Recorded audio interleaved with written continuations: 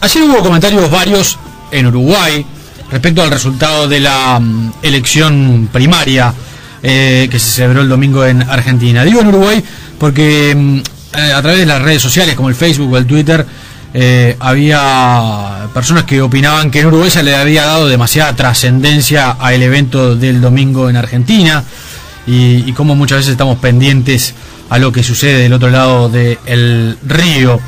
Lo justo es decir que quizás sí, pero que también lo que sucede del otro lado del río es realmente importante para la vida en Uruguay, para la vida en muchos aspectos, para la vida política, para la vida económica de nuestro país. Siempre ha sido así y posiblemente seguirá haciéndolo así. Como dice el presidente Mujica, tenemos un origen común que no podemos evitar y que es notorio.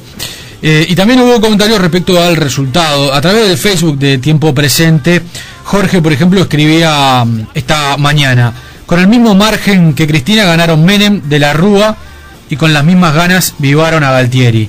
Escribía Jorge en un comentario respecto al resultado de ayer.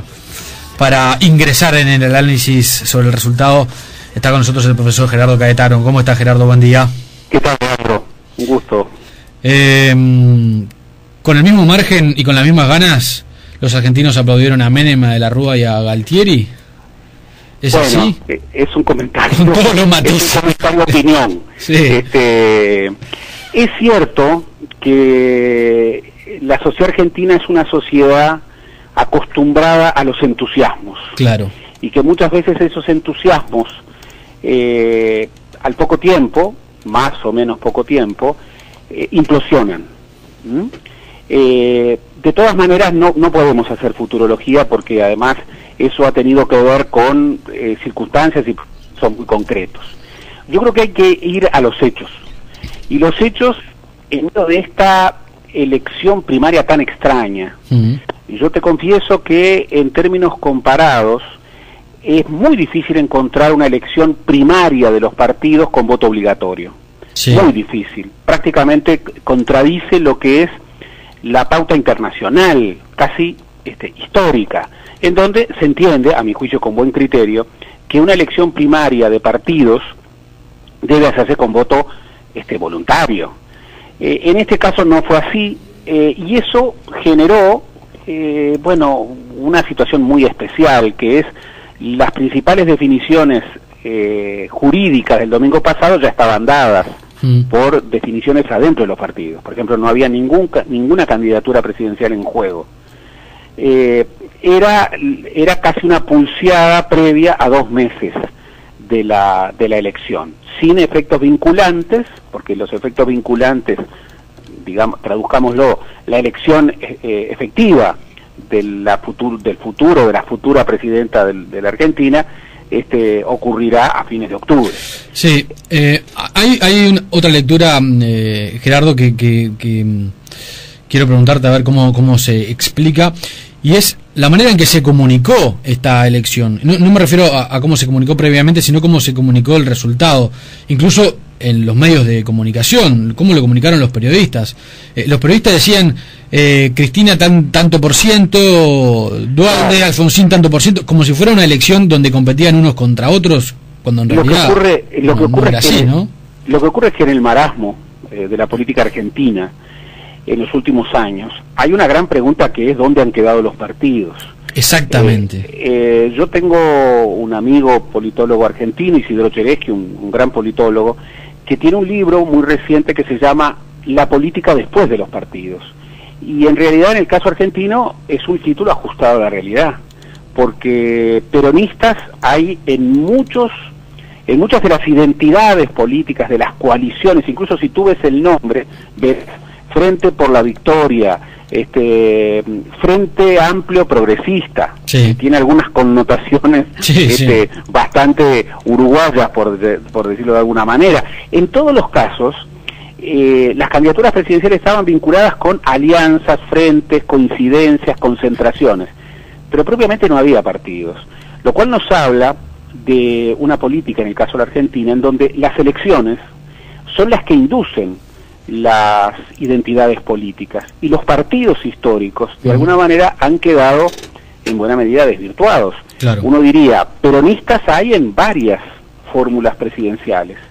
Ni que hablar que hay peronistas en el Frente por la Victoria, hay peronistas en el espacio político que acompañó a Duhalde, hay peronistas en el espacio político que acompañó a Alberto Rodríguez Sá, claro, y hay peronistas en el espacio político que lleva como su candidato presidencial a Ricardo Alfonsín. Francisco de Narváez pelea el voto peronista en la provincia de Buenos Aires, lo cual, en primer lugar, apunta a un dato muy importante.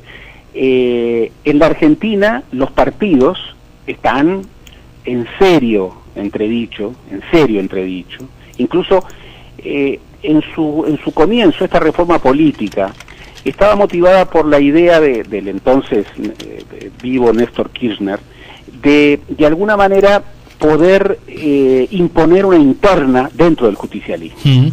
Cuando Néstor Kirchner, que entonces era presidente del Partido Justicialista, empuja esta reforma política, lo que buscaba fundamentalmente era, bueno, que para invocar al Partido Justicialista se debía pelear una interna, y en esa interna el kirchnerismo iba a ganar. Bueno, esto que motivó que Duhalde por su lado y Rodríguez Sá por el otro, inicialmente iban a ir juntos, bueno, buscaran otras salidas políticas. Pero hay un dato muy importante. La victoria de la presidenta argentina ha sido mucho más concluyente de las hipótesis más optimistas que tenían muchos de sus seguidores. Sí. Esto es muy fuerte. Es muy fuerte, además, cuando uno analiza dónde ganó, claro, quiénes la votaron, de la manera de lo posible, ¿no? Claro, incluso cuando se separa por regiones, por provincias, por barrios dentro de la capital federal, es decir, claro, es una victoria de una contundencia que prácticamente claro, no deja lugar no deja margen para la crítica de la oposición, ¿no? Además venía después de una seguidilla de derrotas del kirchnerismo. La Argentina tiene 4 distritos que son la clave de la elección, en donde está más del 65%, entre el 65 y el 70% del electorado. Esos 4 distritos son la provincia de Buenos Aires, que tiene más del 35%, Capital Federal, Santa Fe y Córdoba. El kirchnerismo vota muy mal, en general históricamente el peronismo vota muy mal en Capital Federal. Claro. Recordemos, hace muy pocas semanas Macri le dio una paliza al candidato kirchnerista Daniel Filmus. En Santa Fe al kirchnerismo votó pésimamente, ni siquiera salió segundo, salió muy distante, y el segundo lugar quedó en manos de Delcel, que era un candidato inventado, un candidato macrista, lo cual hablaba de un muy mal posicionamiento del kirchnerismo en Santa Fe. En Córdoba el kirchnerismo como tal no tenía candidato, porque De la Sota, que va por el justicialismo, es un candidato anti-kirchnerista dentro del peronismo, y él dejó en libertad de acción para estas internas, y yo creo que vamos a ver qué hacen las próximas semanas, pero dejó en libertad de acción a sus votantes para que votaran o por Cristina, o por Duhalde, o por Rodríguez Sá. La gran incógnita era qué iba a pasar en la provincia de Buenos Aires, y allí obviamente de Narváez buscaba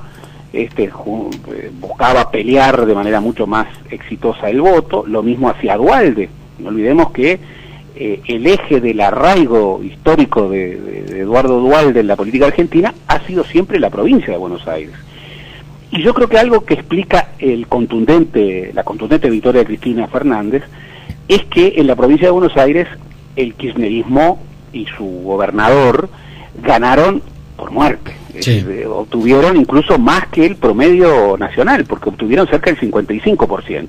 Claro, en un régimen en el que permitió sumar votos a las papeletas que tenían a Scioli como candidato a la gobernación, junto con las papeletas que tenían a Sabatella, que es un aliado extra kirchnerista. Sabatella es exintendente de Morón, es una figura que ha intentado construir un espacio político de centro-izquierda, y aparecía asociado pero con autonomía al kirchnerismo. Esto hace que en lo previo no se preveía una votación de esta contundencia. Lo que ocurrió, y algunos analistas ya lo anticipaban, es que muchos que votaron a Macri o a De la Sota, o incluso a Delcel o a Wiener en Santa Fe, en las primarias del domingo pasado votaron a Cristina Fernández. Sí. Lo cual llevó, a contramano de lo que habían sido los resultados anteriores, que Cristina Fernández ganó, aunque por menos margen, ganó en Capital Federal, ganó en Córdoba y ganó en Santa Fe. En la única provincia que perdió es en la provincia de San Luis, en donde los Rodríguez Sá ganan claro. desde que se presentan. Lo cual es un dato muy importante, porque aún en provincias en donde hubo una manifestación muy clara de rechazo a los candidatos kirchneristas en la elección de gobernador, luego, cuando se trató de dar una señal para la elección del gobierno nacional, Cristina prevalece. Y esto es un dato. La pregunta, Gerardo, que se impone es ¿por qué ganó? ¿Cuáles son las razones de esa contundencia? Yo creo que hay varias razones, como de costumbre, pero hay algunas que tal vez sean decisivas. La primera es, bueno, lo que tenía enfrente, ¿no? La oposición. Cuando tú ves la oposición y ves incluso una oposición en donde, a contramano de lo que quería Duhalde, no emerge ningún líder, no emerge alguien que pueda decir, bueno, por razones tácticas vamos a derivar los votos. Tú piensas que el que sale segundo no llega a los 13 puntos. O sea, está a 37 puntos sí, sí. De la votación de la presidencia. Sobre esto no puede haber pronósticos ciertos, pero lo razonable es decir, Cristina Fernández tiene asegurada la elección y en realidad le va a sacar una distancia fenomenal, tal vez no tan contundente como la de este domingo, pero una distancia fenomenal al que salga segundo. Esto es un dato nuevo. Incluso es un dato muy nuevo y muy impresionante, y que tiene que ver también con la oposición. El hecho de que si tú agrupas, con todo lo discutible que pueda hacer esto, pero si agrupas las expresiones más nítidamente peronistas, sí. Por ejemplo, si agrupas los votos que obtuvo Cristina Fernández de Kirchner, con los votos de Duhalde, o con los votos de Alberto Rodríguez Sá, llegas a un nivel de votación que el peronismo nunca tuvo en la historia argentina. 70%. Sí, es realmente impresionante, ¿no? Y le da a uno a preguntarse qué margen hay para lo no peronista en la Argentina de hoy. Bueno, la gran pregunta instalada a partir del 2001, que es un momento que define la Argentina de los años siguientes, y claro. La está definiendo aún hoy. Para entender a la Argentina hay que recordar diciembre del 2001, primeros meses del 2002. Hay que entender ese momento del que se vayan todos. Y hay que entender lo que está instalado en el alma de la mayoría de los electores argentinos, que es el terror al desgobierno, el terror a la hiperinflación, el terror a la imposibilidad de enfrentar ese reto tan difícil que es gobernar a la Argentina. Y yo creo que la oposición, todos los candidatos de la oposición, fracasaron en poder darle al electorado argentino una respuesta mínimamente consistente respecto a, bueno, yo puedo. Y Cristina Fernández, a partir de una gestión de gobierno que, te dejo un titular, lo podemos tratar otro día, sí. Sin su marido ha gobernado mejor. Y ha demostrado que puede gobernar desde sí misma, que no es que no es un títere. Ha tenido, su discurso, por ejemplo, es un discurso inédito en el kirchnerismo. Tú me podrás decir, es un discurso que por lo menos hasta ahora contradice las prácticas, sí, pero cuando estaba Néstor Kirchner ni siquiera había discurso. Es un discurso que convoca a los otros, que reconoce a los otros, claro, desde una posición de victoria incontrastable, pero Kirchner nunca llamó a Macri. Y ahora resulta que hay un principio de comunicación entre quien gobierna la capital federal con una legitimación electoral muy fuerte, como es Mauricio Macri, y quien seguramente va a gobernar a la Argentina en los próximos años. Hay muchas